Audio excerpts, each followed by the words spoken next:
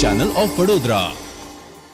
રાજકોટ અગ્નિકાંડની ઘટના બાદ રાજ્યભરમાં વહીવટીતંત્ર એક્શનમાં આવ્યું છે, ત્યારે વડોદરા શહેરના પોલો ગ્રાઉન્ડ ખાતે BCCIએ BCAની મદદથી તારીખ 24 અને 26મી મેના રોજ ફેન પાર્કનું આયોજન કર્યું હતું, જેમાં રવિવારે સાંજે પોલીસ અને ફાયર વિભાગની ટીમે પહોંચી NOCના અભાવે ફેન પાર્કને બંધ કરાવ્યું હતું।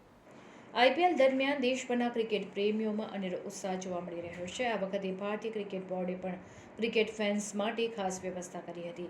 આ ટુર્નામેન્ટ દરમિયાન 50 ભારતીય શહેરોમાં ફેન પાર્ક દર્શકોનું મનોરંજન કરવા માટે ખાસ ફેન પાર્કનું આયોજન કરવામાં આવ્યું હતું। ત્યારે વડોદરા ખાતે પણ તારીખ 24 અને 26મી મેના રોજ પોલો ગ્રાઉન્ડ ખાતે ટાટા IPL ફેન પાર્કનું આયોજન કરવામાં આવ્યું હતું, જેમાં મનોરંજન સાથે મેચ જોઈ લાઈવ નિદર્શન કરવામાં આવ્યું હતું।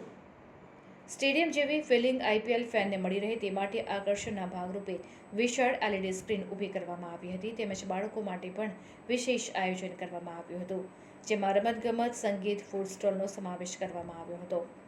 ફેન પાર્કની મુલાકાતે આવનારા વ્યક્તિઓ પોતાની મનપસંદ ટીમ, ખેલાડી અથવા ક્રિકેટ માટેના પોતાના પ્રેમને વ્યક્ત કરવા માટે પોતાની ફેન મોમેન્ટ દર્શાવી શકે। દરેક સિઝન અગાઉ કરતાં વધારે મોટી થતી જાય છે, ત્યારે વડોદરાના પોલો ગ્રાઉન્ડ મેદાન ખાતે વિશાળ LED સ્ક્રીન લગાવવામાં આવી હતી। ત્યારે બાઉન્ડ્રી પરની હિટ્સ, હેટ્રિક્સ અને સ્પિન્સના સાક્ષી બનવા માટે વડોદરા શહેરના ક્રિકેટ રસિકો ફેન પાર્કમાં આવી પહોંચ્યા હતા। જો કે પોલીસ અને ફાયરની ટીમ ત્રાટકી હતી અને NOCના અભાવે IPL ફેન પાર્કને બંધ કરવામાં આવ્યું હતું।